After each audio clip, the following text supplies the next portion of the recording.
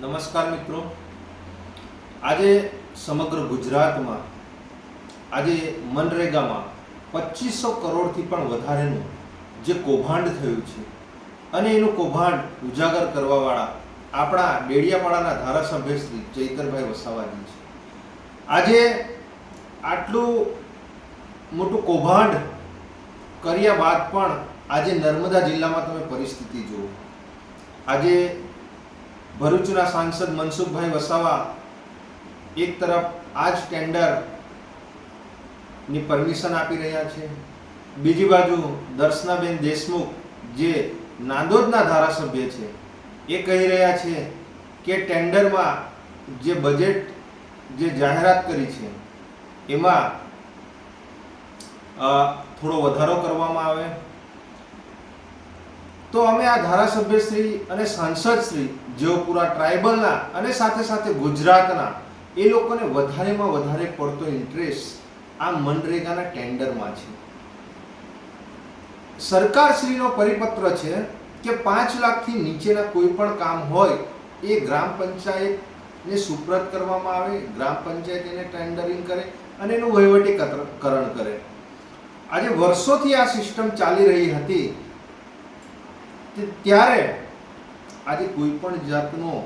આ મનરેગામાં કૌભાંડ થયો નથી અને જે પણ કોઈ સિસ્ટમ હતી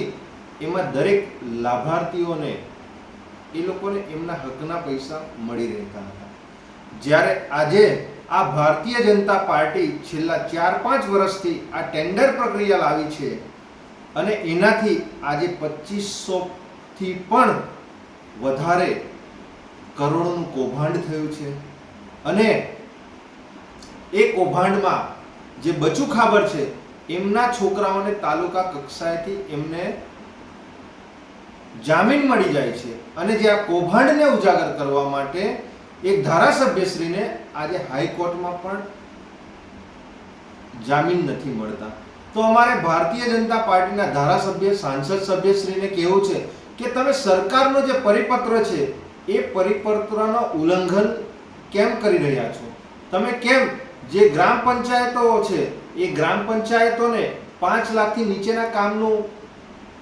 જે પણ કોઈ વિકાસના કામો આવે છે એ પંચાયતને સુપ્રત કરો કે જેથી કરીને આટલું મોટું જે કૌભાંડ છે એ કૌભાંડ ના થઈ શકે. આજે ભારતીય જનતા પાર્ટીના નેતાઓને અમને ક્યાંક ને ક્યાંક એવું લાગી રહ્યું છે કે જે 100 રૂપિયા આવે છે એમાં 100માં જે 60-40 નો રેશિયો છે એ 40-60 નો રેશિયો એમાં ધારાસભ્ય, સાંસદ સભ્ય, એમાં ભારતીય જનતા પાર્ટીના નેતાઓ અને સાથે સાથે આ 40% પૈસા જે ગરીબોના છે એ કમલમ સુધી જઈ રહ્યા છે એવું અહીંયા સ્પષ્ટપણે આ ટેન્ડર પ્રક્રિયા જે ગુજરાતમાં અને નર્મદા જિલ્લામાં આજે સાંસદ અને ધારાસભ્યો થકી જે આ થઈ રહ્યું છે એ ખૂબ જ નિંદનીય છે અને એના લીધે આ ગરીબ જે પ્રજા છે જેમને 100 દિવસ આખા વર્ષમાં જેમને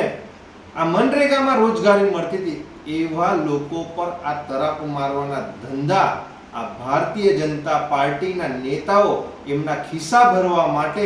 આ સમગ્ર કાવતરાઓ કરી રહ્યા છે. એ બાબતે અમે આવનારા દિવસોમાં ગુજરાતના તમામ સરપંચશ્રીઓને કહેવા માંગીએ છીએ કે આ ટેન્ડર પ્રક્રિયાઓ આવનારા દિવસોમાં રદ થાય અને જે સરકારશ્રીની જે ગાઈડલાઈન છે એ ગાઈડલાઈન પ્રમાણે ગ્રામ પંચાયતને જે પણ 5 લાખથી નીચેના કામો છે એ કામો સુપ્રત કરવામાં આવે અને ગ્રામ પંચાયત જ એનું વહીવટીકરણ કરે એવી તમામ ગુજરાતના સરપંચશ્રીઓને અને આ ભારતીય જનતા પાર્ટીના નેતાઓને અમે અહીંયા ગાડી કહેવા માંગીએ છીએ કે જેથી કરીને આવનારા દિવસોમાં આ ભારતીય જનતા પાર્ટીના નેતાઓ જે કૌભાંડ કરી રહ્યા છે એ ના થાય અને ગામનો વિકાસ થાય એવી અમારી લાગણી અને માગણી છે. નિરંજનભાઈ વસાવા, આમ આદમી પાર્ટી, નર્મદા જિલ્લા પ્રમુખ.